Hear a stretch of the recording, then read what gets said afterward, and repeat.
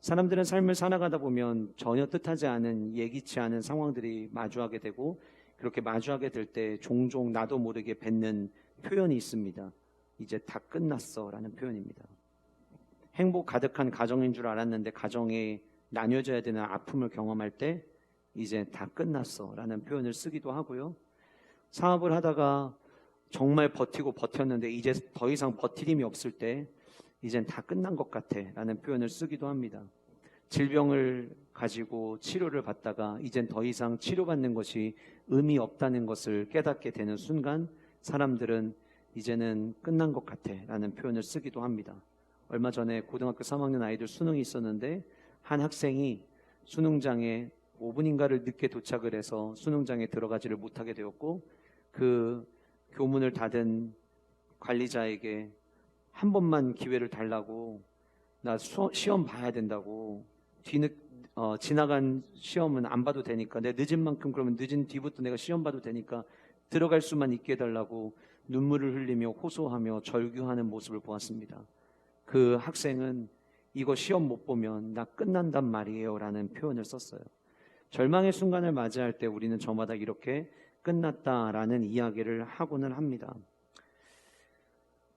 혹은 어떤 누군가에 의해서 이거는 진짜 믿고 투자해도 된다고, 이거는 확실하다고 이야기를 듣고 내가 평생 벌어온 돈, 주변의 가족들 가운데 돈 빌려줄 수 있을 만한 사람들의 돈 다 빌리고 때로는 무리해서 대출까지 받아서 투자를 했는데 수익을 거두기는커녕 마이너스 반토막도 되지 아니하는 수익률을 바라봐야 될 때에 절망을 느끼고 이렇게 사는 건 이제 의미가 없어, 스스로 목숨을 끊는 안타까운 사연들도 우리는 뉴스를 통해서 접하게 됩니다. 여러 가지 이유들이 있겠지만 각자가 삶을 살아가면서 이제는 끝났어, 이젠 더 이상 기회가 없어라고 생각하는 경우들이 우리는 종종 있는 것 같아요. 다 끝난 줄 알았는데, 근데 그게 끝이 아니라면 그것은 우리에게 축복이 되지 않을까라는 생각을 해보게 되었습니다. 제가 오늘 이 1부 때도 그랬는데 강단에서 느껴지는 이 느낌이라는 게, 영적 느낌이라는 게 참 묘합니다. 오늘 참 묘합니다.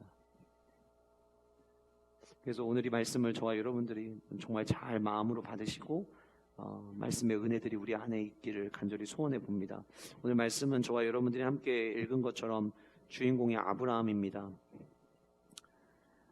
아브라함은 성경 속에서 믿음의 삶이 무엇인가를 우리에게 보여준 대표적인 사람이었죠.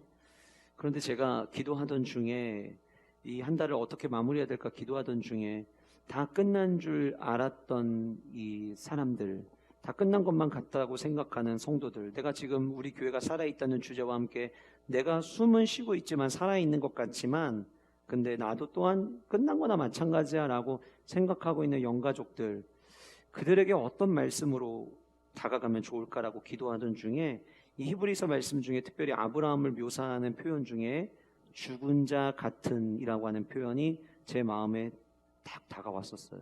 죽은 자 같은. 그 죽은 자 같은 아브라함이 어떻게 보면 소망 없던 아브라함의 삶에 하나님께서 그에게 주시는 은혜들이 있고, 그래서 그 아브라함의 은혜와 아브라함의 축복이 우리 가운데 임하기를 원하는 마음으로 오늘 이 말씀을 준비를 했거든요. 그런데 갈라디아서 3장에 보면 사도 바울이 갈라디아 교회 성도들에게 편지를 쓰면서 이런 말씀을 합니다. 그러므로 믿음으로 말미암은 자는 믿음이 있는 아브라함과 함께 복을 받으리라 라고 이야기하고 있어요. 그러니까 신앙의 길을 걸어가는 자들은 아브라함이 받은 그 복을 나머지 믿음의 길을 걸어가는, 신앙의 길을 걸어가는 모든 사람들도 받아야 된다라고 이야기하고 있다라고 하는 거예요. 3장 29절에도 이렇게 이야기합니다. 너희가 그리스도인의 것이면 곧 아브라함의 자손이요 약속대로 유업을 이을 자니라. 너희들이 만약에 하나님의 백성이고 주님의 자녀라면 아브라함에게 주신 그 축복이 너희들에게도 유업으로 이어져야 된다라고 이야기를 하고 있더라는 거예요. 그러면 우리가 생각해 볼 수 있겠죠. 아브라함의 복을 나도 받는다. 그러면 아브라함의 복, 어떤 복이 여러분들은 떠올리세요? 열국의 아버지가 될 거라는 그 복, 많은 사람의 리더가 되는 복, 여러분들 그런 생각을 하실 수도 있어요. 혹은 아브라함이 가축과 은금이 풍부했다라고 성경의 기록에 남겨있는 그 말씀을 여러분들 마음에 품으시고 나도 아브라함처럼 이 물질의 복을 좀 받았으면 좋겠다라고 하는 마음이 여러분들 안에 계실 수도 있지 않을까라는 생각을 해봅니다. 그런데 제가 오늘 여러분들에게 함께 나누려고 하는 아브라함이 받은 복, 우리도 받아야 되는 그 복은요, 가축과 은금이 풍부한 복도 아니고요, 열국의 아비가 돼서 리더로서 당당하게 세워지는 복도 아니에요. 우리 지난주 금요일 저녁에 찢어지는 축복으로라는 제목으로 함께 말씀을 나누면서 한 마리의 물고기를 잡지 못했던 제자들에게 예수님께서 깊은 데로 가서 그물을 던지라고 이야기했을 때 그들이 그물을 던졌더니 그물이 찢어질 만큼 많은 물고기를 잡은 본문을 지난주 금요일 저녁에 우리가 함께 나누면서 제가 함께 그런 이야기를 드렸죠. 그물이 찢어질 만큼 고기를 많이 잡는 게 축복이냐, 그거보다 더 중요한 축복이 그 본문 안에 있었음을 금요일 저녁에 함께 나눴어요. 그리고 그 축복을 우리가 갈망해야 된다고 말씀을 드렸죠. 오늘 말씀도 마찬가지로 생각합니다. 아브라함의 축복을 나도 받는다라고 이야기할 때 가축 은금이 풍부한 것, 그 축복을 우리가 구하는 것은 아닐 거예요. 그런데 제가 오늘 이 히브리서에 있는 이 말씀, 유독 히브리서 11장 믿음의 사람들 가운데 가장 많은 구절을 한 사람의 이야기에 할애하면서 써놓았고, 그 주인공이 아브라함인데, 오늘 본문에 등장하는 믿음의 길을 걸었던 그 아브라함이 삶 가운데 누렸던 복은요, 오늘 이 본문 속의 복은 은근 가축의 풍부한 복은 나오질 않아요. 그런데 오늘 본문은 어쩌면 우리가 일상을 살아가면서 어쩌면 매일마다 경험해야 될, 오늘 또 내일도 매일마다 경험해야 될 그 축복이 오늘 본문 안에 숨겨져 있음을 발견하게 되었습니다. 그래서 오늘 저와 여러분들이 이 말씀을 함께 나누시면서 혹 말씀을 듣는 여러분들의 삶의 모습을 돌아봤을 때 나도 끝난 것 같고 내가 숨은 쉬고 있지만 죽은 것 같은 삶을 살아내고 있는, 힘겹게 하루하루 살아가는 영가족들이 계시다면 오늘 이 말씀 속에서 아브라함에게 삶 가운데 있었던 그 축복, 날마다 내게 필요한 그 축복, 주여 내게도 주옵소서, 그렇게 말씀을 받으시는, 그리고 이 말씀이 여러분들의 귀에 들리는 이 예배가 될 수 있기를 주님의 이름으로 축복합니다.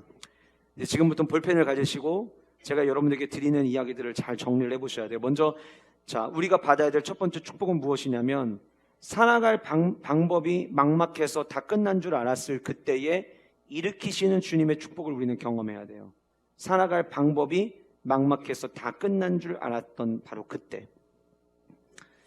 여러분, 오늘 본문을 보시면 히브리서 11장 8절에 이렇게 이야기를 합니다. 믿음으로 아브라함은 부르심을 받았을 때에 순종하여 장래의 유업으로 받을 땅에 나아갈새 갈 바를 알지 못하고 나아갔다라고 이야기를 합니다. 그래서 우리가 아브라함을 믿음의 사람으로 이야기할 때 그 아브라함은 어디로 가야 될지 알지 못하고 갔던, 믿음의 발걸음을 내딛었던 사람이다라는 이야기를 자주 합니다.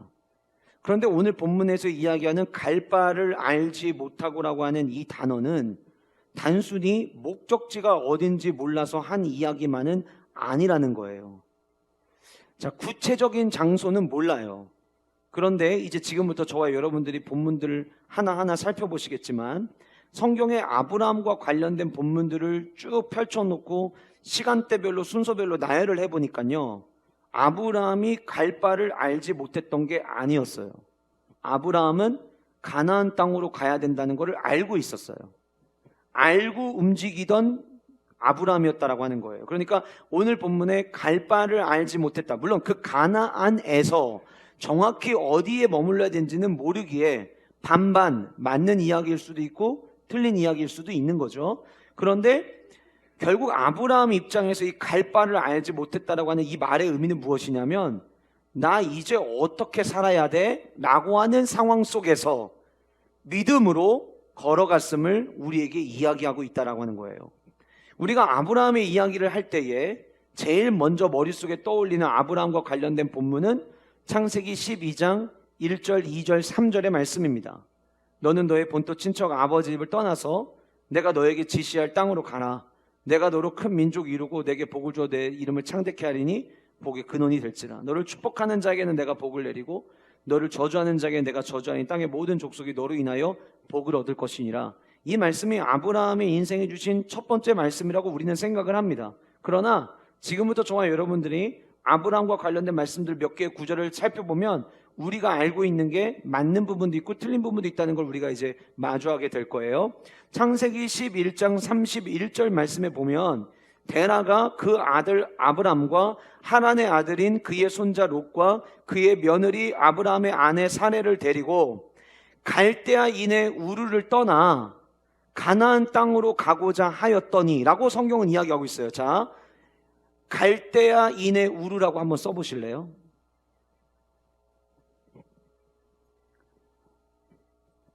오늘 설교는 좀 천천히 할 거예요. 왜냐하면 여러분들이 정리를 하셔야 되기 때문에. 자, 갈대아 인의 우르라고 쓰시고 그 밑에다가 메소보다미아라고 써주세요. 메소보다미아. 자, 왜냐하면은 갈대아인의 우르라는 이 지명을 다른 본문에서는 메소보다미아라고 이야기를 하고 있기 때문에 이게 같은 곳이라고 하는 걸 여러분들이 미리 기억하시게 하기 위해서 말씀을 드리는 겁니다. 자, 그 갈대아인의 우르에서 하나님께서 그들을 창세기 11장 31절 말씀으로 보았을 때 가나안 땅으로 보내기를 원하셨어요. 그런데 그들이 가나안 땅으로 가지 않고 어디에 머물렀냐면 하란이라고 하는 곳에 머물렀어요. 자, 갈대아인의 우를 쓰셨죠. 그 옆에다가 하란을 화살 표시하시고 하란을 써보세요. 하란. 그리고 그 하란이라고 하는 지명 아래에다가 데라의 죽음이라고 메모를 해주세요. 데라의 죽음. 데라가 누구죠? 아브라함의 아버지입니다. 아브라함의 아버지였던 데라가 하란에서 죽게 돼요. 자, 그리고 지금 여러분들이 갈대아인의 우르 메소보다미아 하란을 해놓으셨잖아요. 자, 여기 갈대아인의 우르에서 하란을 넘어서 화살표를 이렇게 해주세요. 화살표. 갈대아인의 우르에서 여기 하란을 쓰셨잖아요. 하란을 건너뛰어서 화살표를 해주시고 그 화살표가 있는 자리에는 가나안 땅이라고 써주세요. 이렇게 해놓으시면 여러분들이 이제부터 이해하시기가 굉장히 좋으실 거예요. 자, 창세기 11장 31절에서 가나안 땅으로 가고자 하더니 그들이, 자, 그러면은 갈대아인의 우르에서 목적지를 가나안 땅으로 설정을 하고 이들이 가기 시작을 한 거예요. 근데 가다가 어디에 머물렀어요? 하란에 머물렀어요. 성경에 그들이 하란에 거류하였다라고 이야기했는데 이 거류하다라고 하는 단어가 어떤 의미를 갖고 있냐면 앉다라는 의미를 갖고 있어요.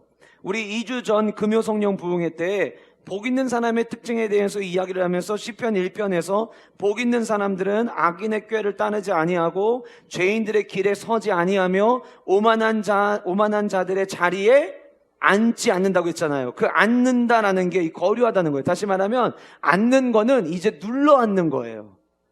자, 원래 목적지는 어디였다고요?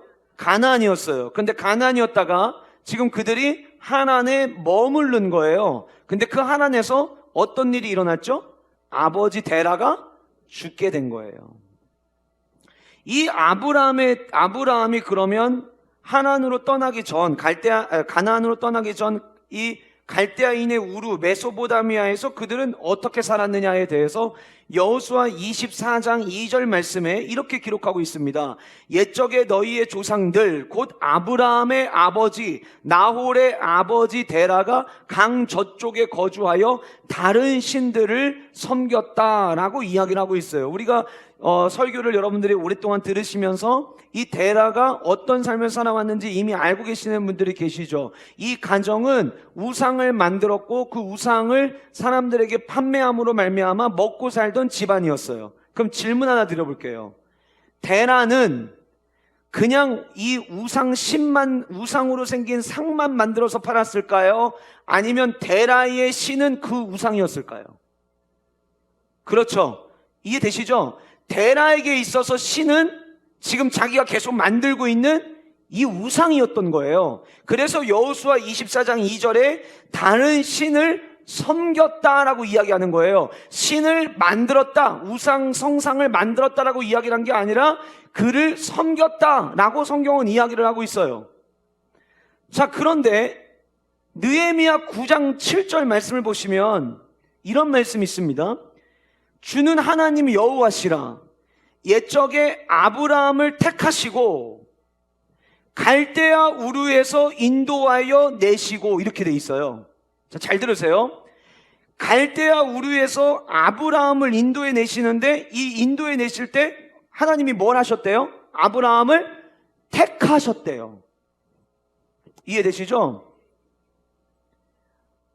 갈대아인의 우르에서 떠나는 중간에 하란에서 아버지가 죽고 그리고 하나님이 너 이제부터 나 따라와 라고 얘기하신 게 아니라 택하신 게 창세기 2장의 그 상황에서 부르신 게 아니라, 그러면 창세기 2장 12장 2절은 가짜인가요? 아니요, 맞아요. 거기도 맞아요. 그런데 느헤미야 9장 7절은 뭐라고 얘기하냐면 갈대아내 우리에 있을 때 이미 선택을 했대요. 자, 제가 드리는 말씀이 제 개인적 성경 해석이 아니라는 것을 뒷받침해 드리기 위해서 사도행전 7장 2절, 3절, 4절 말씀 우리는 같이 봐야 돼요. 사도행전 7장 2절 말씀에 뭐라고 이야기하냐면 우리 조상 아브라함이 하란에 있기 전, 확실하게 이야기합니다. 데라가 죽은 하란에 있기 전 메소포타미아에 있을 때에, 그 다음 얘기 이렇게 나와요. 영광의 하나님이 그에게 보여라고 이야기하고 있어요. 그러면 영광의 하나님이 누구에게 보이신 거예요? 아브라함에게 보이신 거예요. 그 이야기를 느헤미야 9장 7절 말씀에서는 아브라함을 택하시고 라고 이야기를 한 거예요. 자, 그러면 우리 이제 상황을 한번 정리를 해봅시다. 데라는 자기가 만들고 있는 이 신이 참 신이라 믿고 있어요. 그래서 만들었고 그 주변에 있는 사람들도 이 만들어서 파는 이 신이 우리를 보호해 준다라고 지금 믿고 있어요. 그래서 불티나게 팔렸어요. 그거 파는 것 때문에 먹고 사는데 지장이 없었어요. 아버지가 그 신을 섬겼으니 그 가족들 섬겼을까요? 안 섬겼을까요? 섬겼겠죠. 그런데 하나님은 아담을 창조하시고 난 이후에 자기 백성들을 세울 시간을 계획하고 계셨어요. 어느 누군가가 하나님의 백성 선민을 만들어내는 그 시작이 되어야 되는데 우리는 왜 아브라함을 선택하셨습니까? 우리는 다 하나님의 뜻을 이해할 수 없지만 하나님은 아브라함을 선택하셨어요. 이왕이면 좀 그래도 다른 신들과 상관없는 삶을 사는 삶을 부르면 얼마나 좋겠어요? 그런데 하나님은 내가 온 우주 만물을 창조하고 지으셨는데 그들이 하나님이 아닌 다른 것들을 자꾸 섬기는 모습을 보시고 안 되겠다, 내가 참 하나님이요 내가 참 신이라고 하는 것을 가르쳐 줘야겠다라고 하나님은 계획하셨고, 그 계획 아래 우상을 섬기고 있었던 데라의 가정의 아들이었던 아브라함에게 나타나 보이신 거예요. 사도행전의 말씀대로라면 메소포타미아에 있을 때에 영광의 하나님이 그에게 보였다라고 이야기합니다. 아브라함은 얼마나 혼란스러웠을까요? 늘 아버지가 만드는 우상 신상이 있었는데 그 모습과는 전혀 달랐어요. 어떤 모습이 나타나 보이셨는지는 모르겠지만 하나님께서 자기 자신을 드러내 보이실 때의 방법대로라면 음성도 있었을 것이고, 그리고 강한 빛이 어쩌면 보였을지도 모르겠어요. 아브라함이 느꼈겠죠. 아버지가 만들고 있는 이 신이 진짜 신인 줄 알았는데 이게 진짜가 아니구나, 다른 진짜 신이 있구나. 그래서 아버지를 찾아가 말합니다. 왜? 7장 2절에, 사도행전 7장 2절에 영광의 하나님이 그에게 보이시고 보여주고만 끝난 게 아니라 뭔가를 말씀하셨다라고 성경은 이야기를 하는데 7장 3절에 뭐라고 말씀하셨느냐? 내 고향과 친척을 떠나 내가 내게 보일 땅으로 가라고 말씀하셨어요. 창세기 2장에서 아버지가 죽고 난 다음에 말씀하신 게 아니라 그 전에 이미 메소포타미아에 있을 때에 하나님이 영광의 모습으로 나타나셔서 친척과 고향을 떠나서 내가 너에게 보여줄 땅으로 가라는 말씀을 들려주신 거예요. 아브라함 입장에서 생각해 보세요. 내가 알고 있던 신이 있는데 그 신이 신이 아닌 거예요. 아버지를 찾아갑니다. 아버지, 이거 지금 우상 계속 만드는데 혹시 이 신을 만나보신 적은 있으신가요? 아니야, 그냥 믿는 거야. 뭐 음성을 들었다든가 아니면 뭘 봤다든가 혹시 뭐 보고선 이렇게 지금 형상을 만드시는 거 있나요? 아니, 그냥 만드는 건데. 저는 내가 신이라고 저에게 나타나서 보여주시고 말씀해 주신 분이 있는데요. 이거 아닌 것 같아요, 아버지. 아버지 입장에서는 말도 안 되는 소리 하지 마. 근데 이 아들의 입장에서는 내가 듣고 본 게 너무 정확해요. 마치 그러지 않았을까라는 생각을 해보는데요. 여리고성에서 성이 함락되기 전에 내가 평생을 기생나합으로 살았지만 이제는 이 가정 안에 붉은 줄을 매는 이 가정 안에 다 들어와야만 살 수 있다는 확실한 증거가 있기에 가족들을 찾아가서 내 말 한 번만 믿어달라고 요청했던 기생나합처럼 아브라함이 우상 만들고 있는 그 아버지 찾아가서 얘기하지 않았을까라는 생각을 한번 해봤어요. 아버지, 우리 가야 됩니다. 어딜 자꾸 간다는 거야? 가나안으로 가야 됩니다. 여기 아닙니다. 저에게 보여줄 땅에 있다고 떠나라고 했습니다. 그래서 그 간곡한 아들의 이야기를 듣고 아버지를 비롯한 온 가족이 출발을 한 거예요. 어디를 향해서? 가나안 땅을 향해서. 그런데 여러분, 원래부터 돈 벌면서 잘 살던 내 삶의 터전을 떠나 어딘가로 이동한다는 그 자체가 힘들어요? 안 힘들어요? 힘들어요. 그런데 인간은 힘든 일을 경험하면 이런 생각을 합니다. 예를 들어볼까요? 할아버지, 할머니, 증조할아버지, 증조할머니 때부터 대대로 불교를 믿어왔어요.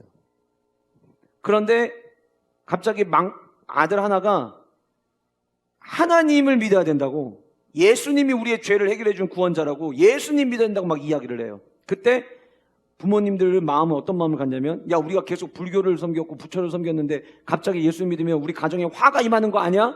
라는 생각을 합니다. 전도할 때 이런 분들 많이 만납니다. 그게 두려워서 종교를 못 바꾼다고 이야기하시는 분들도 실제로 계시고요. 아들이 간곡히 이야기를 해서 일단 출발을 했어요. 근데 말씀드렸죠? 출발해서 그 긴 여정을 간다는 자체가 어려워요. 힘들어요. 지쳐요. 아버지 머릿속에 이런 생각이 들지 않았을까요? 이렇게 힘든 게 우리가 신을 떠나서 이런 일이 일어나는 거 아니야? 그래서 야, 내가 네 말 듣고 출발은 했는데 이제 더 이상 난 못 가겠어. 나 안 갈 거야. 그래서 머물고 주저앉은 자리가 하란이었던 거예요. 하나님은 아브라함에게 영광의 하나님으로 나타나셔서 보여주시고 들려주셨어요. 선명하게 들려주셨어요.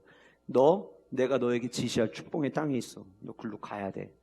그런데 아버지가 하란에 머무릅니다. 하나님이 어떻게 하셨죠? 네. 자꾸 이 아버지 데라 때문에 더 이상 나가지를 못하니까 그 아버지를 데려가세요. 그리고 나서 창세기 12장 1절부터 다시 말씀하시는 거예요. 너 친척 아버지 집 떠나. 내가 너에게 지시할 땅으로 가. 아버지의 죽음을 그는 맞이해야만 했습니다. 갑작스럽게 사랑하는 가족이 떠나게 되면 장례식장에 가보면 하염없는 눈물을 쏟으면서 나 이제 어떻게 살으라고 비명을 외치면서 눈물을 흘리시는 분들을 보게 됩니다. 아브라함에게 데라는 그런 존재였어요. 아버지가 시키는 대로 했어요. 우상 만들어서 너 배달 다녀와라. 그럼 배달 다녀왔고, 오늘은 좀 너도 만드는데 도와라. 이거는 이렇게 만들어야 된다. 넌 여기가 자꾸 마무리가 잘 안 되는데 이 마무리는 이렇게 해야 된다. 그래야 사람들이 좋아한다. 세워놔 봐라. 넘어지지 않게 만들어야 된다. 어쩌면 지금까지 모든 걸 아버지로부터 가르침을 받으면서 살아왔어요. 아버지에게 내가 본 거에 대해서 이야기를 해서 떠나긴 떠났지만 결국 그들이 하나님에 머물렀다는 걸 봤을 때 모든 결정권이 아버지에게 있음을 볼 수가 있습니다. 그런데 그 아버지가 세상을 떠난 거예요. 살아갈 길이 막막해지는 거예요. 이제부터 뭘 어떻게 해야 될지 눈에 보이는 게 하나도 없는 거죠. 그런데 사랑하는 성도 여러분, 살아갈 방법이 없는 바로 그때에 하나님께서 창세기 2장에 다시 나타나신 거예요. 그리고 이제부터 너의 아버지인 데라가 너를 인도하는 삶이 아니라 만군의 여호와인 내가 너를 인도하는 삶을 살게 될 거야. 너는 살아갈 방법이 없다고 생각하지만 지금까지 네가 살아왔던 방법은 아버지 데라에 의한 삶이었다면 이제부터는 살아 역사하는 내가 인도하는 삶을 너는 살아가게 될 거야. 그 살아갈 방법이 없어서 다 끝났다라고 주저앉고 있는 그 아브라함에게 너 끝난 거 아니야. 이제부터 내가 인도할 길로 너를 인도할 거야 라고 주님께서 말씀하셨다라고 하는 거예요. 그 사도행전 7장 4절에서도 이야기한 것처럼, 그리고 난 이후에 창세기 11장 31절에서부터 나와 있는 것처럼 두 본문에 모두가 다 아버지의 죽음을 기점으로 아브라함이 움직여가고 있는 것을 성경은 우리에게 보여줘요. 사랑하는 성도 여러분, 사업이 내 뜻대로 되지 않고 자녀들 문제가 내 뜻대로 다 되지 않고 예전에는 공식이 있고 그 공식에 내 삶을 넣으면 결과물이 나왔는데, 예전에는 땅을 사면 거기에 대한 수익이 따라왔는데 옛날에는 무리해서 집을 사면 수익을 거둘 수 있었는데 지금 우리의 삶은 너무 유동적인 것들이 많아서 내가 계획한 대로 세상이 원래 이전에 가지고 있었던 공식대로 되지 않는 세상을 우리는 살아가기 시작을 했습니다. 그러다 보면 정말 나는 이제 다 끝났다라고, 이젠 더 이상 할 힘도 없고 그 의욕도 없고 나는 이제 여기서 주저앉아야 되나 보다. 마치 사랑하는 가족이 떠나고 났을 때 나 이제 어떻게 살아야 되냐라고 호소하듯, 어쩌면 본문 속에 등장하는 아브라함에게도 그 시간이었지 않았을까라는 생각을 해보게 되는 거예요. 살아갈 방법이 막막하여 다 끝난 줄 알았을 바로 그때에 하나님이 찾아오시는 거예요. 그리고 그 하나님이 우리를 인도하시는 거예요. 제가 아까도 잠시 말씀드렸지만 요즘 저는 제 사무실에 가서 빈 종이에다가, 처음에는 빈 종이였는데 무엇인가가 계속해서 적혀져 가는 종이들, 책상 위에 한 장, 두 장 쌓이는 종이들을 바라볼 때 그 종이 속에 있는 필체는 저의 필체지만 그 하나하나를 가르쳐 주시는 주님의 그 인도하심을 볼 때 그 안에서 안도감을 느끼곤 합니다. 내 힘으로 살아갈 수 있는 건 하나도 없습니다. 다 끝난 것 같든, 어떻게 살아가야 될지 도무지 방법이 나오지 않는, 물가는 계속해서 치솟고 수익은 늘 한정적이고 줄인다고 줄이는데 늘 부족한 것 같은, 그래서 도대체 어떻게 살아야 될지를 모르는 저마다의 여러분들의 각자의 상황이 있으실 수 있습니다. 그래서 이제는 갑절의 축복이 다가오는 2024년을 꿈꾸기보다는 그냥 차라리 이대로 끝났으면 좋겠다라는 생각이 여러분들 안에 더 가득한 분들이 계시는지도 모르겠어요. 그러나 사랑하는 성도 여러분, 내가 그동안 살아왔던 삶의 방법이 무엇이든 주님이 인도하시기 시작하시면 끝난 게 아닙니다. 다시 시작하게 하시는 주님의 은혜가 있는 거예요. 여러분, 아브라함 이야기 잘 보세요. 아버지와 함께 할 때의 그의 일상에 대한 기록이 더 많습니까? 아버지가 죽고 난 다음에 하나님이 인도하심으로 나온 결과물들이 훨씬 더 많이 기록되어 있습니까? 후자입니다. 내가 살아갈 방법이 없을 때 그때부터 하나님이 개입하시기 시작하시면은요, 이전에 꿈꾸지 못했던 놀라운 일들이 더 많이 생길 수 있어요. 혹 여러분들 가운데 나 예전에 그렇게 살았었죠. 그런데 지금 어떤 이유인지 모르겠지만 그 모든 상황들을 다 내려놓고 절망이 더 가득한 분들이 계십니까? 그럼 여러분들의 오늘을 보지 마시고 지난날에 인도하신 하나님을 발견하시는 은혜가 여러분들 안에 있으시기를 주님의 이름으로 축복합니다. 9절 말씀에 이렇게 이야기합니다. 믿음으로 그가 이방의 땅에 있는 것 같이 약속의 땅에 거류하여 동일한 약속을 유업으로 함께 받은 이삭 및 야곱과 더불어 장막에 거하였으니 10절 이는 그가 하나님이 계획하시고 지으실 터가 있는 성을 바랐습니다. 가나안 땅에 도착을 했거든요. 도착을 했는데 성경은 뭐라고 이야기하고 있냐면 거기 가서도 장막에 거했대요. 어차피 그 시대는 다 장막 짓고 천막 생활하던 거 아니었어요? 그 얘기하는 거 아닌가요? 라고 얘기할 수 있는데요. 내가 여기서 머물고 살 거야. 그러면 그때부터 뭘 하냐면 성을 쌓았습니다. 그때는. 근데 그 성이라는 단어가 어디에 나오냐면 그 다음 10절에 나와요. 10절에 나오는데 내가 쌓은 성이 아니라 하나님께서 쌓아주실 성에 대한 소망을 이야기하면서 성이 나와요. 무슨 얘기냐면 아브라함이 결국은 하나님의 인도하심을 따라서 가나안에 내가 머물러야 될 곳에 도착을 했는데, 도착하고 난 이후에도 아브라함은 이제 됐어, 다 끝났어, 여기서 이제 앞으로 먹고 살면 돼 라고 생각하지 않았다는 거예요. 지금까지 인도하신 그 하나님이 앞으로도 나를 어떻게 인도하실지 몰라. 그래서 성을 쌓지 않았대요. 내가 내 땅에서 사는데 여전히 이방인의 땅에 거하는 것처럼 언제든지 떠나려면 떠날 준비를 하면서 그는 살았대요. 왜 그렇게 살았느냐? 오늘의 소망을 둔 것이 아니라 주님이 완성해 주실 그 완전한 성을 그는 꿈꿨기 때문이라고 이야기하고 있는 거예요. 그럼 이게 무슨 얘기일까요? 결국 아브라함이 막막한 삶의 현장 속에서 살아갈 방법이 끊어졌을 때 그가 살아갈 수 있었던 것은 하나님을 향한 소망 때문이었다는 거예요. 그 소망이 다시금 저와 여러분들 안에 회복만 되어진다면 2024년 우리 모두 갑절의 축복의 주인공이 될 수 있습니다. 아멘. 아멘. 한번 따라 하실까요? 주님, 끝난 게 아니었네요. 네, 끝난 게 아니에요. 내 생각, 내 방법으로 살아갈 방법이 끝난 거지, 하나님은 아직도 저와 여러분들의 이후의 삶에 대한 풍성한 계획을 가지고 계십니다. 그 하나님, 오늘 아브라함이 받은 그 복, 갈라디아서에 아브라함이 받은 복 너희들도 받아야 된다고 이야기했는데 저는 이 복을 우리 모두가 받았으면 좋겠어요. 왜요? 살아갈 방법이 막막하게 느껴지는 게 어디 하루입니까? 1년에 한 번 경험하는 일이에요. 어쩌면 여러분들 매일마다 도대체 오늘은 어떻게 살아야 되냐 이 생각 매일마다 하면서 살고 계신 분들이 계시지는 않아요? 그러기에 이 복이야말로 진짜 우리에게 필요한 복인 거예요. 살아갈 방법이 막막할 때 주님을 향해 소망을 갖고 일어서는 은혜가 저와 여러분들 모두에게 있기를 간절히 소원합니다. 두 번째는 우리가 언제 다 끝났다라고 생각을 하냐면 육체의 한계를 만날 때예요.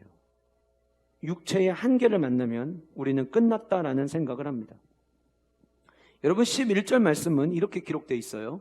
믿음으로 사라 자신도 나이가 많아 단산하였으나. 여러분 돈이 많은 사람도 높은 위치에 있는 사람도 명예를 가지고 있는 사람도 아니면 여러 가지 박사학위를 가지고 있는 지식인도 피할 수 없는 것이 있다면 나이 드는 겁니다. 나이가 들어가며 주름이 생기는 거를 보톡스를 넣어서 필 수는 있지만 그것도 시간 지나면 또 생깁니다. 조금 더 젊음을 유지할 수 있는 방법들은 있을 수 있지만 그렇다고 해서 흘러가는 세월을 나이를 멈출 수 있는 사람은 어느 누구도 없습니다. 나이가 많아지는 거는 당연한 거예요. 그런데 오늘 본문은 사라가 나이가 많아지는데 문제가 하나가 있는 거죠. 분명히 열국의 아버지, 열국의 어미가 될 것이고 처음에 출발할 때부터 자손의 복을 줄 것이라고 말씀을 하셨음에도 불구하고 지금 그들에게는 단 한 명의 자녀도 존재하지 않았어요. 오늘 본문은 육체의 한계가 그들 앞에 마주하고 있음을 보여줍니다. 사라 자신도 나이가 많아서 단산하였으나, 단산하였다는 게 뭐예요? 이제 더 이상 아이를 낳을 수 없는 상태가 되었다라고 하는 거예요. 그래서 그들이, 여러분 이런 얘기 있잖아요. 내 몸 내가 더 잘한다고. 내 몸이 하루하루가 달라진다라고 하는 거를 알았어요. 그런데 하나님이 주신 약속은 또 있었단 말이죠. 그래서 생각을 한 거예요. 어쨌든 자손을 주신다고 이야기를 했으니 그러면 아브라함이 사라가 아이를 낳을 수 있는 상황이 아니니까 여종을 통해서 아이를 낳아서 계보를 이어야겠다라고 그들이 생각을 한 거예요. 그런데 하나님이 원하신 건 그것이 아니었죠. 그들의 육체적 한계를 봐서는 하나님의 약속대로 뭔가가 이루어지는 것이 불가능한 상황이었습니다. 말도 안 되는 일이었던 거죠. 그런데 어느 날 하나님의 사람들이 아브라함 가정을 찾아옵니다. 들려주는 이야기를 천막 뒤에서 사라가 듣게 되었는데 내년 이맘때에 아이를 낳을 거라는 이야기인 거예요. 여러분들 잘 아시죠? 그때 사라가 그 이야기를 듣고 어떻게 했죠? 비웃었어요. 무슨 얘기입니까? 내 상황을 모르니까 지금 저렇게 얘기를 하는 거지. 무슨 이 나이에 무슨 애야. 말도 안 돼. 그런데 여러분 히브리서는 사라를 믿음의 사람으로 이야기를 하고 있거든요. 그럼 비웃은 것은 뭐고 믿음의 사람은 무엇일까요? 처음 그 이야기를 들을 때 사라는 비웃은 게 맞아요. 그런데 이 이야기가 그들이 떠나고 난 다음에 자꾸 울림이 되는 거죠. 내년 이맘때에 아이를 낳는다. 내년 이맘때 아이를 낳는다고? 내가 내 몸을 아는데? 그런데 그 생각을 하면 할수록 본토 친척 아버지의 집을 떠나서 오늘에 이르기까지 하나님이 무슨 일을 하셨는지를 떠올리게 되는 거예요. 나도 모르게. 엄청 우리에게 복을 주셨지. 맞아. 아버지 밑에 있을 때보다 더 많은 복을 주셨지. 성경은 뭐라고 이야기하냐면 가축과 은금이 풍부하였다라고 이야기하고 있거든요.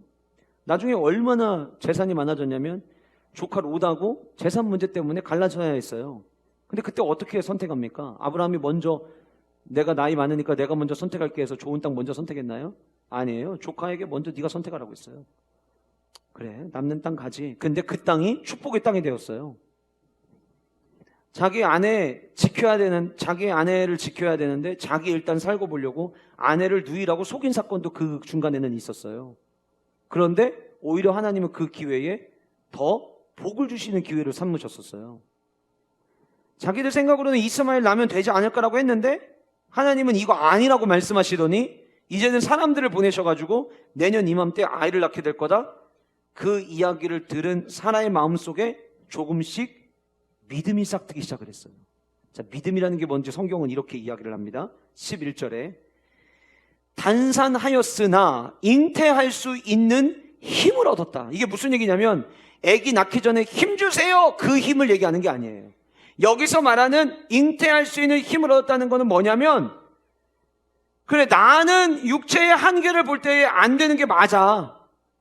그런데 지금까지 우리를 인도하신 그 하나님이시라면 그러면 가능하지 않을까? 그렇게 아이를 가질 수 있다는 소망을 점점점 키워갔던 거예요. 왜 그렇게 키워갈 수 있었느냐? 그 이유가 있었어요. 내 육체의 한계에서는 그 이유가 절대 나오지 않아요. 근데 성경에 뭐라고 이야기합니까? 잉태할 수 있는 힘을 얻었으니 이는 약속하신 이를 미쁘신 줄 알았습니다. 무슨 얘기예요? 약속하신 이를 미쁘신 줄 알았다. 이 미쁘다라고 하는 말이 영어 성경에 보면 faithfulness라고 나와요. 무슨 얘기냐면 그 하나님, 신실하신 하나님. 아, 그래, 맞아. 하나님은 약속하시면 그 약속은 꼭 지키셨지. 내가 지금까지 여기 오는 날 동안 아브라함과 우리 가정에 하나님께서 행하신 일들을 가만히 되돌아보면 아버지의 집을 떠나서 내가 너에게 지시할 땅으로 가라고 약속하시고 그 약속하셨던 대로 지금까지 다 이루셨지. 그러니까 내 육체는 한계를 맞이해서 다 끝낸 줄 알았지만 그 하나님, 그 신실하신 하나님을 생각을 해보니 그러면 나도 아이를 가질 수 있지 않을까라고 하는 소망을 점점점 키워갔더라라는 거예요. 그래서 그 다음 구절 이렇게 이야기합니다. 이러므로 죽은 자와 같은 한 사람으로 말미암아. 여러분, 더 이상 소망이 없는 상태가 죽은 자 같은 상태예요.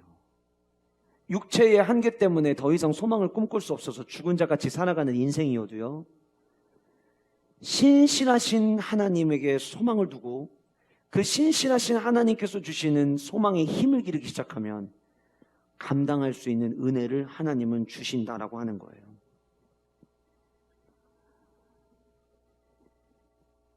구약에만 이런 이야기가 나옵니까? 이제 성탄절이 곧 다가오는데 누가복음에 보면 제사장 사가랴와 그의 아내 엘리사벳의 이야기가 나옵니다. 제사장 사가랴와 엘리사벳을 성경이 이야기할 때 그들은 의인이었고 그들은 율법과 계명을 지키기 위해서 열심히 살아왔던 사람들이라고 이야기를 합니다. 그런데 그들에게도 나이가 많아서 아이를 얻지 못하는 상황 가운데 그들이 놓여져 있었어요. 여호와의 사자가, 주의 사자가 사가랴에게 나타나서 이야기를 합니다. 엘리사벳이 이제 아이를 낳게 될 거라고. 아이를 낳으면 그 이름을 요한이라고 정하라고. 그리고 그가 너와 너의 아내에게도 기쁨이 되겠지만 많은 사람들에게도 기쁨과 즐거움이 될 거라고 예언적 메시지를 들려줍니다. 근데 그 이야기를 듣고 사가랴가 반응합니다. 뭐라고 반응했냐면 내가 늙고 아내도 나이가 많은 아이다. 이렇게 이야기를 해요. 육체의 한계를 봤을 때에는 더 이상 뭔가를 할 수 없는 상태라고 생각을 하는 거예요. 그런데 우리 그 뒤에 결과를 다 알죠. 요한 낳게 하셨어요. 태어나게 하셨어요. 육체의 한계가 있어도 하나님은 지금도 저와 여러분들을 통해서 일하기를 원하시는 하나님이시라고 하는 것을 저와 여러분들이 기억할 수 있기를 바랍니다. 어쩌면 예배를 드릴 때, 말씀을 드릴 때에도 장막 뒤에서 비웃는 사라처럼 비웃는 분들이 계실 수 있어요. 뭐? 갑절의 축복. 아이고 참. 이렇게 반응하실 수 있어요. 그런데 저는 여러분들의 마음에 하나님은 복 주실 수 있는 분이라는 이 사실의 울림이 여러분들의 삶에 계속되기를 소원합니다. 그리고 여러분들의 삶 속에서 나도 모르게 지난날의 삶을 되돌아보고 그래, 나 사실 그때 끝난 줄 알았지. 아니네, 그 뒤에도 또 끝날 뻔했던 상황이 있었네.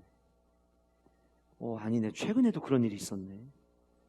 그런데 가만히 보니까 내게 약속하신 그 하나님 때문에 내가 오늘까지 왔구나. 예, 주님. 오늘의 저를 보면은 갑절의 축복은 나와 어울리지 않는다는 생각이 자꾸 드는 게 맞습니다. 그러나 신실하신 주님을 바라보며 저도 힘을 얻겠습니다. 이 고백이 오늘 저와 여러분 모두의 고백이 될 수 있기를 소원합니다. 나이가 많아지면서 눈이 침침해지고 관절이 아파오기 시작하고 잠을 못 자는 불면증과 씨름해야 하고 갱년기 호르몬의 변화로 인해서 뭘 어떻게 해야 될지를 모르겠는, 때로는 온몸이 그렇게 뜨거웠다가 때로는 갑자기 차가워졌다가 갑자기 행복했다가 갑자기 우울했다가 도대체 뭔가를 할 수 있다는 것이 불가능한 상태인 것처럼 느껴지는 분들이 계실 수 있습니다. 혹 지금 그런 시간을 통과하고 있는 분들이시라면 목사님이 너무 젊어서 이 나이 들어가는 걸 몰라서 저런 얘기 하는 거야 라고 얘기하실 수도 있고요. 아직 목사님이 갱년기를 안 겪어봐서 그럴 거야 라고 이야기할 수 있어요. 그런데 여러분, 저도 사실 지난 한 주간 동안 참 많이 아팠거든요. 온몸이 두들겨 맞은 것처럼 아파서 진짜 뭘 어떻게 해야 될지를 모르는 상황이 놓였던 적이 있었어요. 우리가 잘 아는 말씀 구절이 있습니다. 이사야 40장 30절과 31절의 말씀인데, 성경은요, 어른들은 그럴 수 있지만 애들은 육체 한계가 없다고 이야기할 것 같지만 그렇지 않아요. 성경은 소년이라도 피곤하며 넘어지고 장정이라도 넘어지며 쓰러진다라고 성경은 이야기를 합니다. 모두가 다 육체 한계를 만날 수 있어요. 그런데 중요한 건 그 다음인 거예요. 육체의 한계를 만나서 넘어지고 쓰러지는 한이 있어도요, 저와 여러분들이 오직 여호와를 앙망하며 나아가면 무슨 얘기입니까? 주님이 내게 힘 주실 거야. 난 주님께 소망을 둘 거야. 우리 하나님 신실하신 하나님이야. 우리 하나님 약속하신 거 지키시는 하나님이야. 내 너를 떠나지도 버리지도 않으리라고 말씀하신 그 말씀 이루시는 하나님이야. 그렇게 주님을 앙망하며 나아갈 때에 육체의 한계를 만났던 그 상황 속에서 새 힘을 주실 것이라고 성경은 이야기하고 있습니다. 저는 저와 여러분들 모두가 이 주님이 주시는 소망을 가지고 육체의 한계를 뛰어넘는 은혜가 있기를 원합니다. 사랑하는 여러분, 몸이 약한 거를 경험하는 거, 그거 고백하는 거, 그거 어쩔 수 없는 일 아니겠어요? 나이가 들어가는 건데. 예? 윤석열 정부가 나이를 깎아줬다고 해서 여러분들이 피곤을 그 2년 전으로 1년 전으로 돌아가시고 들느끼십니까? 아니에요. 그냥 그거는 기분이죠, 기분. 육체적으로 나이가 들어가는 거는 어쩔 수 없는 거예요. 그런데 여러분 잘 들으세요. 내 육체적 한계를 마주하는 일은 인간의 육체를 입고 살아가는 사람들이라면 누구나 피할 수 없는 삶입니다. 근데 중요한 건 이거예요. 이 육체적 상황과 한계가 하나님의 능력보다 더 커 보이면 그게 문제가 되는 거예요. 내가 알고 내가 믿는 그 하나님은 이 육체의 한계도 뛰어넘게 하실 하나님 되심을 믿는 자는 날마다 육체의 한계를 똑같이 경험하지만 힘을 얻고 살아가요. 그러나 에휴, 하나님이 뭘 어떻게 도와줘? 이거 어쩔 수 없는 거야. 그래서 이 육체의 한계 가운데 잡혀 있으면 저녁에 가서 기도하면 좋지, 예배 드리면 좋지. 근데 끝나고 집에 오면 11시, 그 다음날 피곤해서 그냥 있어. 예배하러 나와서 은혜 주시는 그 힘으로 그 다음날을 살아가게 하실 하나님의 능력을 바라본다면 우리 이런 생각 안 할 거예요. 근데 능력 주시는 하나님보다 내 육체의 반응을 너무 더 믿는 거죠. 이게 우리를 발목 잡는 거예요. 그러나 오늘 말씀을 통해 우리가 분명히 본 것처럼 하나님은 육체의 한계를 뛰어넘게 하시는 하나님이십니다. 그러니 사랑하는 성도 여러분, 육체의 한계보다 주님을 향한 소망을 더 극대화하시는 여러분들 되시기를 주님의 이름으로 축복합니다. 이 이야기가 11절과 12절에 나오고 난 다음에 13절에 이 사람들은 다 믿음을 따라 죽었으며 그 다음 힘 빠지는 이야기를 합니다.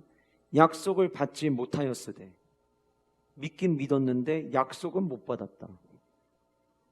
내 이럴 줄 알았어. 내가 이 꼴 안 당하려고 내년에 주제가 갑절의 축복이어도 나는 반응을 안 하는 거야. 이런 생각하시는 분들이 계실 수 있어요. 이 말씀 본문이 어떻게 보면 그렇게 보이는 본문이에요. 근데 여러분 각도를 지금부터 조금만 다르게 보실까요? 약속을 받지 못하고 죽었어요. 여러분 인생을 살면서 여러분들 원하는 거를 다 이루고 과연 다 죽을 수 있을까요? 어차피 저와 여러분들의 인생은 우리가 꿈꾸는 거대로 다 못 이룹니다. 어차피 우리가 원하는 바의 결과를 다 못 보고 죽습니다. 뭐 예를 들어서 지금 손자가 있는데 이 손자가 빨리 결혼해가지고 아들 낳는 것까지 보고 죽어야지 생각하실 수 있어요. 근데 그대로 다 안 되잖아요. 우리가 원하는 대로 모든 게 다 이루어지지 않아요. 그러면 어차피 안 이루어질 거니까 포기하는 인생이 될 거냐? 근데 여기 본문에 굉장히 중요한 이야기를 해요. 믿음을 따라 죽었으면 약속을 받지 못하였는데 그것들을 멀리서 보고 환영하며 또 땅에서는 외국인과 나그네의 힘을 증언하였으니 그들이 이같이 말하는 것은 자기들이 본향 찾는 자임을 나타냄이라. 그들이 나온 바 본향을 생각하였더라면 돌아갈 기회가 있었으려니와 그들이 이제는 더 나은 본향을 사모하니 곧 하늘에 있는 것이라. 자, 그러니까 이들이 지금 이 땅을 살면서 원하는 걸 다 이루지는 못했어요. 그러면 진짜 아브라함과 사라는 원하는 걸 다 못 이뤘느냐? 이룬 것도 있어요. 이룬 것도 있지만 다 못 본 것도 있어요. 예를 들면 이런 거죠.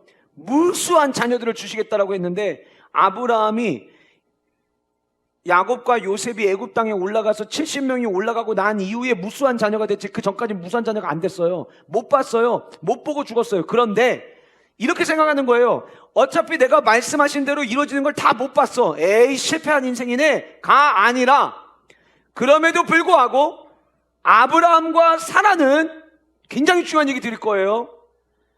목숨이 끊어지는 그 날까지 소망 있는 삶을 살았다는 거예요. 뭐 있는 삶을 살았다고요? 여러분, 인간이 왜 절망하는 줄 아세요? 소망이 없으면 절망해요. 원하는 대로 안 이루어져서 절망하는 것 같죠? 아니에요. 어차피 우리 아직 이루어지지 않은 일을 꿈꾸며 살아가는 게 그게 인생이에요. 그런데 어떤 누군가는 마지막 죽는 그 순간까지 소망과 희망과 꿈을 가지고 살아가는 인생이지만 어떤 누군가는 소망 없는 삶을 살아가는 거예요. 여러분들은 어떤 삶을 살기를 원하세요? 저는 우리 모두가 전자이기를 원합니다. 아브라함과 사라는요, 죽는 그 순간까지 여기가 전부가 아니라 본향, 하늘에 있는 본향을 생각했대요. 이 땅에서 다 안 이루어져도 괜찮아. 나는 본향이 있어. 이거예요. 이 땅을 살아가면서 이루게 하실 축복이 없느냐? 아니요, 있어요. 있는데 여기서 다 이루어지지 않아도 괜찮아. 나에겐 본향이 있어. 이 소망을 가지고 끝까지 달려갈 때에 육체의 한계를 뛰어넘는 축복을 우리는 누리게 될 거예요.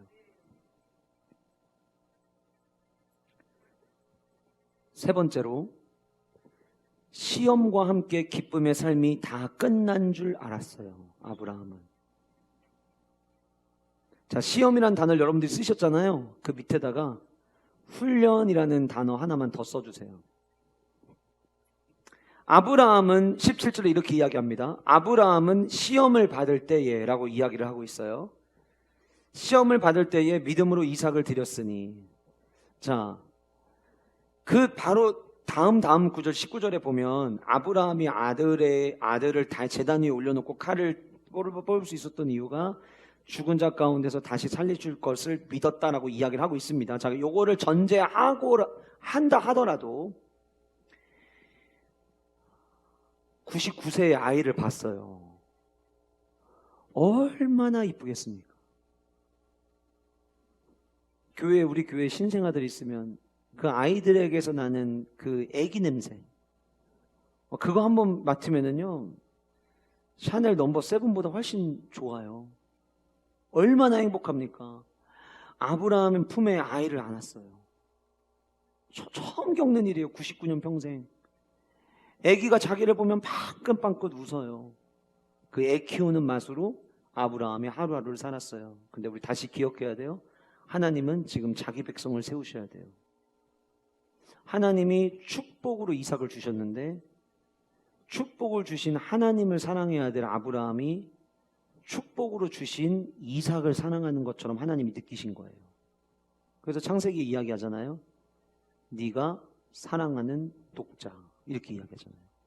무슨 얘기냐면 하나님 눈에는 아브라함이 지금 하나님을 사랑하는 것보다 이삭을 더 사랑하는 것처럼 보여진 거예요.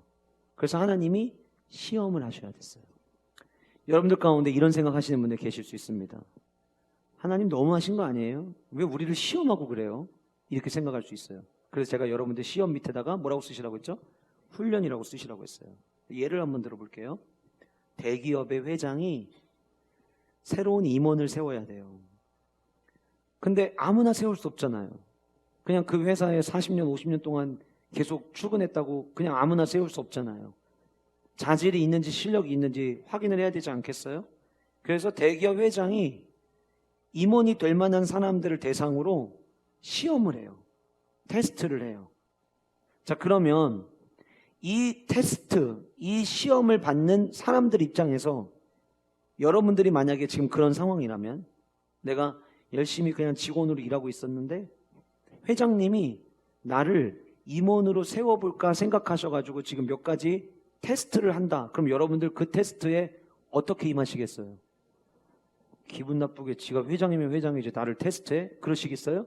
아니요. 그 기회를 놓치지 않으려고 열심히 임하실 거예요. 하나님은 지금 자기 백성을 세워야 될 가장 첫 번째 믿음의 조상을 세워야 돼요. 근데 그럴 그릇이 되는지를 점검을 해주셔야죠. 확인을 해야죠. 그게 시험이지만 아브라함이 나중에 알았을 때에는 하나님이 날 그렇게 여겨주셨구나. 이게 감사할 일인 거예요. 그런데 이제 문제가 있는 거죠.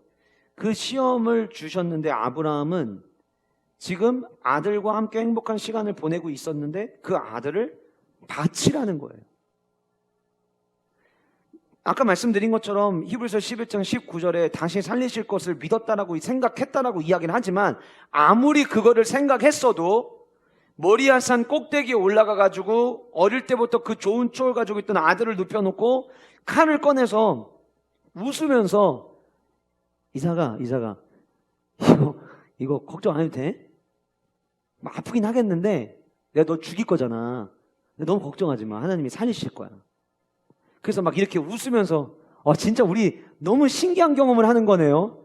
빨리 죽여주세요. 이랬을까요? 그 아들을 눕혀놓고 그 아들을 향해 칼을 뺐던 아버지의 마음은요, 이렇게 이 아들과의 기쁨의 시간은 끝나는구나라는 생각을 할 수밖에 없는 상황이에요. 우리가 언제 이런 생각합니까? 주님이 저와 여러분들을 시험하십니다. 하나님 나라의 상속자로 우리를 세우시기 위해서 준비되고 있는지를 점검하십니다. 지난주 영적 탈곡기 말씀드렸죠? 탈곡기 위에 올라가서 흔들어 봐야 알곡인지 쭉정인지 갈려지는 것처럼 하나님은 저와 여러분들을 시험하시고 점검하십니다. 그래서 시험 받을 때에 우리는 즐거워해야 된다라고 야고보 사도가 이야기하는 거예요. 왜요? 이 기회를 넘어가면 하나님께서 우리에게 주실 은혜가 있기 때문이죠.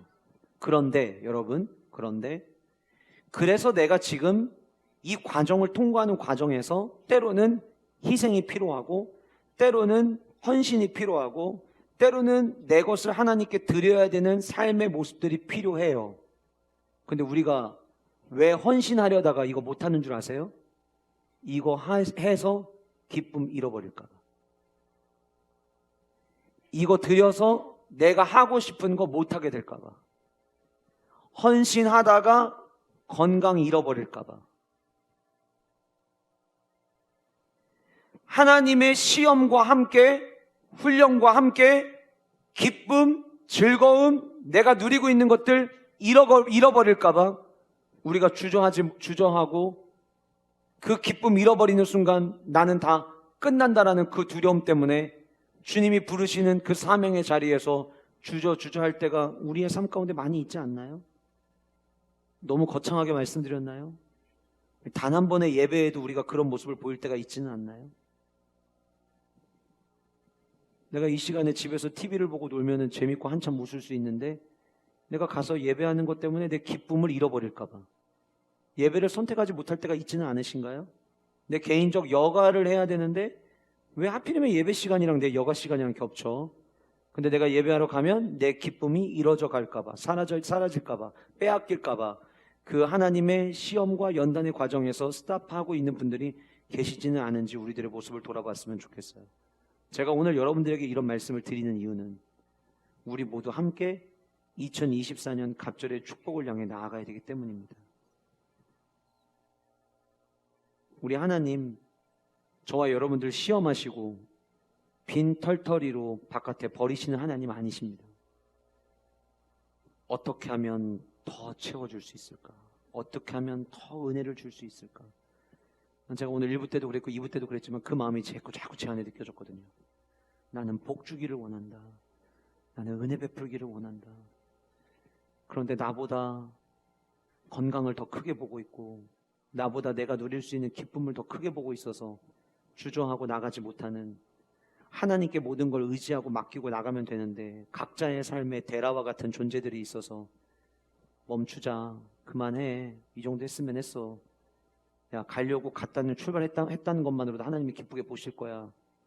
그래서 그 데라 때문에 가던 길을 멈추고 있는, 주저하고 있는 우리들의 모습은 아닌지. 그러나 우리는 여기 멈추면 안 됩니다. 우리는 축복의 땅을 향해 나가야 됩니다. 갑절의 축복을 향해 걸어가야 됩니다. 그 은혜와 축복이 우리 모든 영가족들의 삶 가운데 있으시기를 주님의 이름으로 축복합니다. 그래서 야고보 사도가 권면한 거예요. 시험을 당하거든 온전히 기쁘게 여기라. 시험이 우리를 기쁨의 자리에서 끝나게 하는 게 아니라 오히려 우리가 시험을 받음으로 말미암아 더 우리가 세워지고 하나님의 놀라운 은혜와 축복을 누릴 수 있다는 거예요. 무섭게도 하나님이 우리를 시험하시고 테스트하시는데 우리가 하나님을 시험할 때가 있어요. 민수기 보면 광야를 걸었던 이스라엘 백성들이 그랬어요. 하나님이 이스라엘 백성들을 시험하셨는데 성경에 하나님께서 모세를 통해 이스라엘 백성들에 들려오신 말씀이 무엇입니까? 너희들이 10번이고도 나를 시험했다. 어떻게 우리가 하나님을 시험해요? 우리가 하나님의 선택받은 그리스도의 길을 걸어가기 위하여 하나님이 우리를 훈련시키시고 연단시키시고 시험하시는 일들은 있을 수 있어요. 그러나 그 시험 때문에 여러분들이 누리고 있는 기쁨 하나님 절대 빼앗아가지 않으십니다. 더 주십니다. 더 주십니다. 더 채워주시고 더 갚아주십니다. 그 소망을 가지고 함께 2024년을 달려가는 저와 여러분 모두가 될 수 있기를 주님의 이름으로 축복합니다.